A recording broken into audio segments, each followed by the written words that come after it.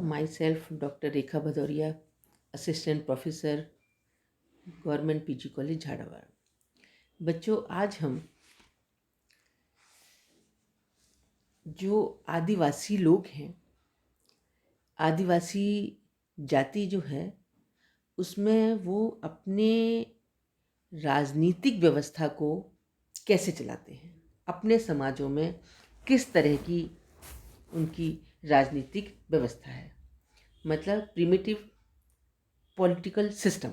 उनके यहाँ का जो व्यवस्था है, राजनीति व्यवस्था है, वो कैसे चलती है, किस तरह के राज्य होते हैं और उनके बीच में किस तरह के वो अपने पॉलिटिकल सिस्टम को चलाते हैं। तो आदिम राज्य समाजों में जो राज्य हैं, राज्य जो है भूमिकाओं का एक बहुत ही औपचारिक संगठन है, जिसमें कानूनी एवं सैनिक सत्ता निहित होती है तथा राज्य और राज्य के सदस्यों द्वारा ऐसी सत्ता को स्वीकार करना ही प्राथमिक उद्देश्य माना जाता है। राज्य एक ऐसा समूह है जिसके पास सत्ता होती है, जो एक तरफ तो शांति व्यवस्था बनाए रखने और कानून और प्रथाओं का पालन कराने के लिए, दूसरी ओर बाह्य आक्रमण से स्वयं क्षेत्रीय तथा सांस्कृतिक एकता बनाए रखने के लिए शारीरिक शक्ति का प्रयोग करते हैं, शारीरिक बल का प्रयोग करते हैं। और राज्य लोगों का एक ऐसा समूह है जिसका एक उद्देश्य, एक संगठन होता है। विभिन्न अधिकारी राज्य के जो उद्देश्यों की पूर्ति के लिए उसका क्या बलपूर्वक प्रयोग करते हैं। आदिम समाजों में क्या है, राज्य संगठन के बहुत सारे रूप कुछ जनजातियां समाज ऐसे हैं जहां राज्य का संगठन परिवार अथवा गृहस्थी की तरह ही है। अफ्रीका का जो स्वाजी राज्य है वो इसी तरह का है। इसमें राजनीतिक जीवन का संगठन परिवार संगठन के समान ही देखने को मिलता है। दूसरी ओर ऐसी जनजातियां भी हैं जिनमें क्या होता है कि सैनिक प्रकार का संगठन पाया जाता है। अफ्रीका की अशांति जो है वो जनजाति इसका एक श्रेष्ठ उदाहरण है। कुछ जनजातियां ऐसी हैं जिनमें धार्मिक संगठन राज्य का कार्य करते हैं और ऐसे ही राज्यों में पॉलिनेशिया एवं चेनेत्री इंडियंस के राज्य आते हैं। अंत में ऐसे राज्य भी हैं जो पश्चिमी यूरोप की भांति विकसित हैं, जिन्हें राष्ट्रीय राज्य कहते हैं।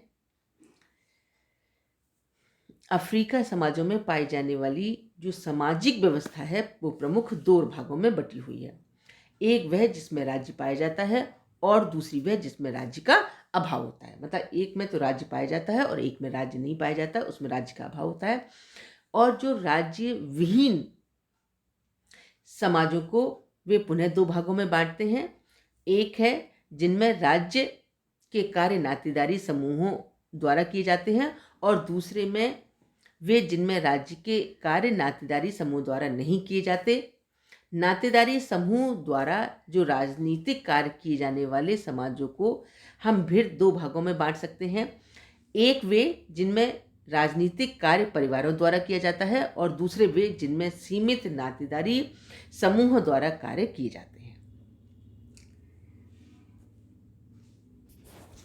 अब हम देखेंगे जो आदिम समाजों में राजनीतिक संगठन है वो आदिम समाजों में राज्य कैसे हैं। तो सबसे पहले है हमारा स्वाजी राज्य। दक्षिण अफ्रीका में स्वाजी जनजाति का एक गणराज्य है जो दक्षिणी अफ्रीका का भाग नहीं है, किंतु वहाँ के लोगों का जीवन इस क्षेत्र के अन्य लोगों के समान ही है। कभी कभी विकट आर्थिक परिस्थितियां पैदा होने पर वे क्या करते हैं, अपने जनजाति क्षेत्र को छोड़कर अन्य क्षेत्रों में भी चले जाते हैं और इस राज्य को ब्रिटिश सरकार का उनके ऊपर नियंत्रण रहता है। स्वाजी राज्य में क्या होता है, एक राजा होता है, वह नाते द्वारा जो उनके निस्ते और नातेदार होते हैं उनके द्वारा निर्धारित अनेक परंपरात्मक उत्सवों को मनाता है।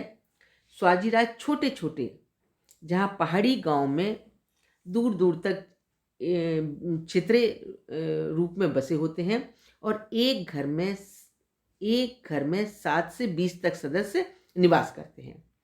प्रत्येक गांव में पशुओं को बांधने के बाड़े और माता के रहने के लिए बड़ा झोपड़ा तथा अविवाहितों के रहने के लिए मकान बने होते हैं।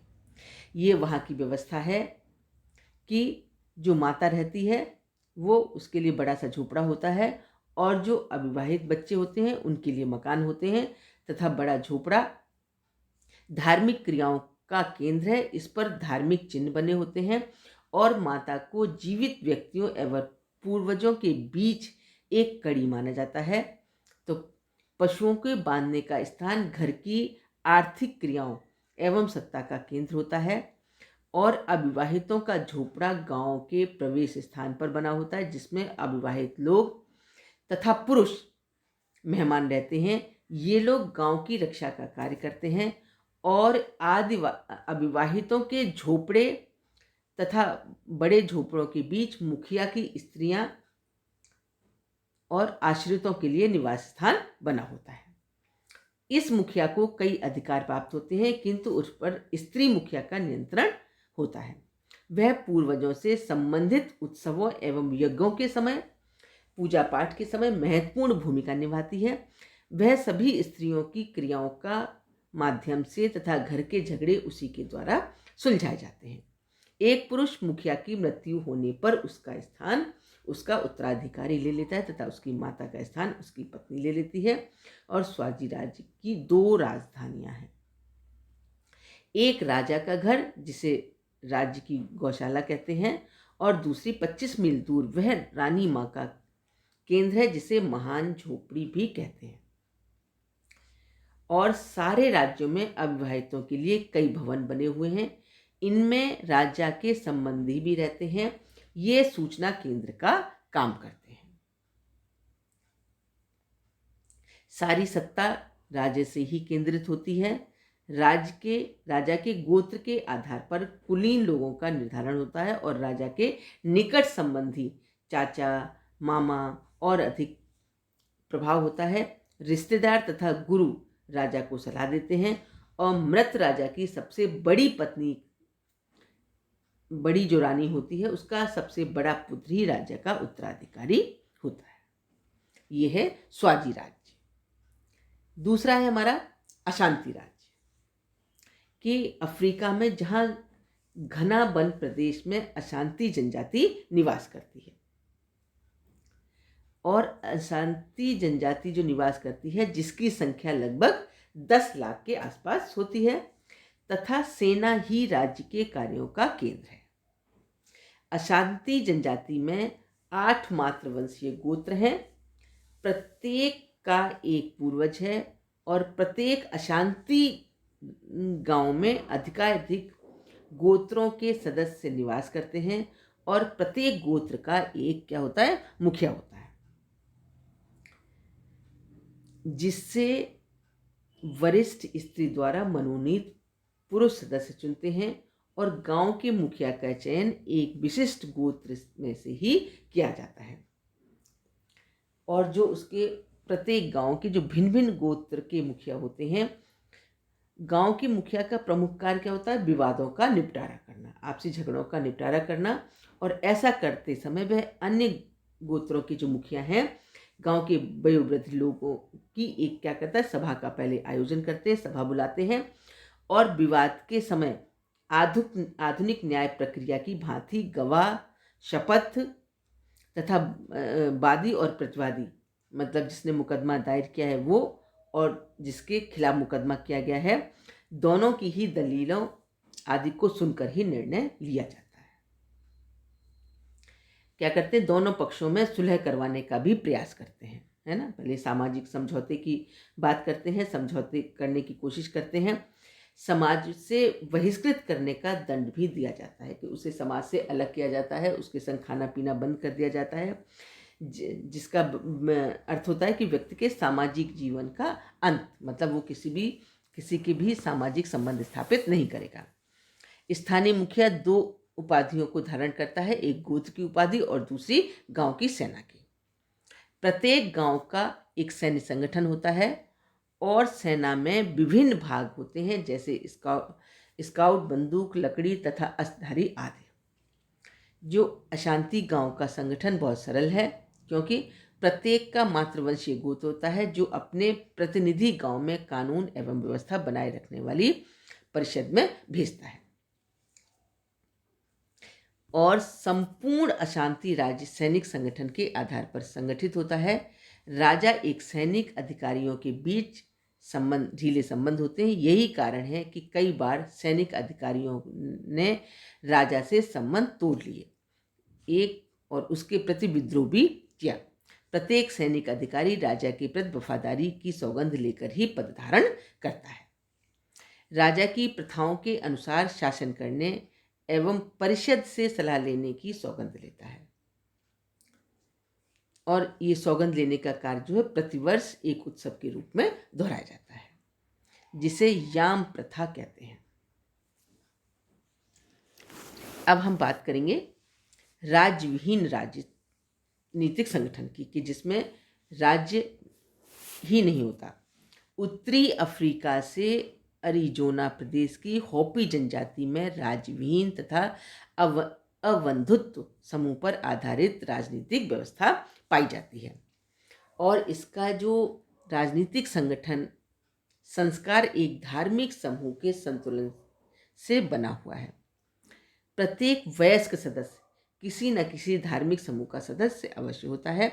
वे धार्मिक समूह राजनीतिक कार्य भी करते हैं और इस प्रकार के धार्मिक सदस्यता सरकार में भी व्यक्ति को सदस्यता प्रदान करती है। विस्तृत परिवार पर आधारित जो राजनीतिक संगठन है घुमक्कड़ समाजों में देखने को मिलता है, जिनमें से अधिकांश शिकार द्वारा अथवा कंद मूल फल एकत्रित कर जीवन निर्वाह करते हैं।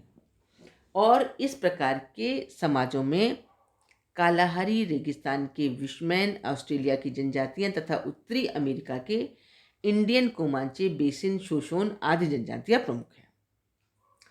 एक पक्षीय वंशानुक्रम समूह पर आधारित है और राजनीतिक संगठन में अफ्रीका तथा मलेशिया के निवास करने वाली जनजातियां समूह हैं।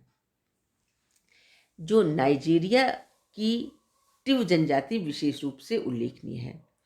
टिव लोग क्या करते हैं, वंश व्यवस्था के आधार पर संगठित है।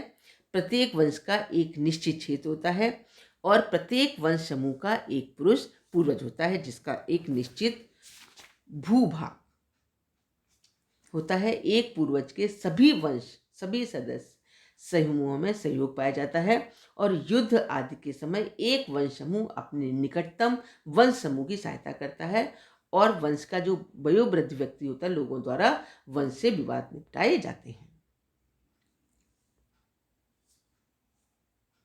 जनजातियों में जो पाए जाते हैं वो विभिन्न प्रांतों के राजनीतिक संगठन दो प्रकार के होते हैं। एक वे जिनमें शक्ति पुंज एक स्थान पर है, दूसरे वे जिनमें शक्ति विभाजित है।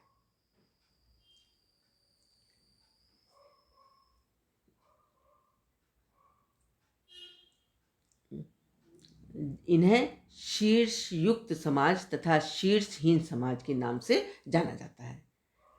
शीर्षयुक्त समाज में एक नायक ही सत्ता का स्रोत होता है। ऐसे समाजों में बहुत छोटे होने पर लोगों का नायक ही सीधा संपर्क होता है, परंतु बड़ा समाज होने पर केंद्रीय सत्ता सभी इकाइयों पर नियंत्रण रखती है।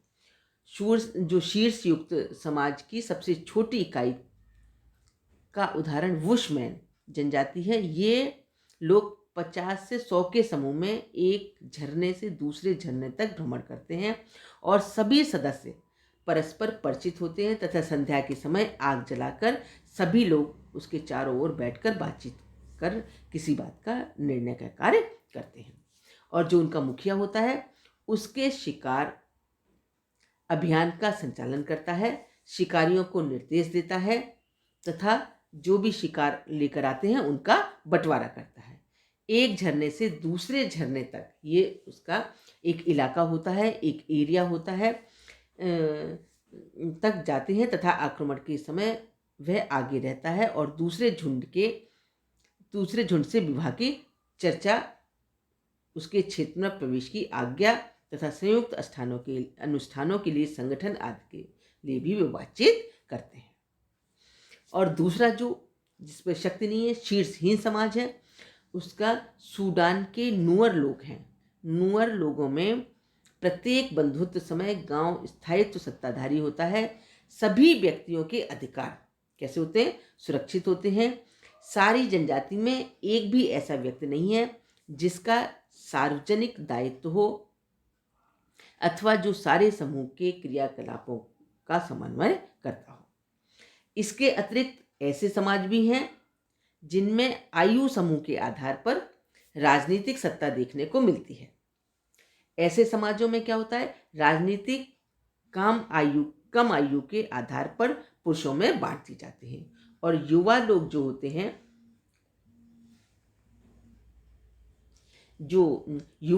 वो क्या करते हैं? युद्ध और कृषि, श्रम एवं आग के से गांव को बचाने का कार्य करते हैं। और विभिन्न जो आयु समूह के अपने प्रतिनिधि होते हैं, इस प्रकार की राजनीतिक व्यवस्था कहाँ होती है? दक्षिणी एवं पूर्वी अफ्रीका, नाइजीरिया तथा बासी याको टांगानिका की अरुणा आदि जनजातियों में पाई जाती है। धन्यवाद।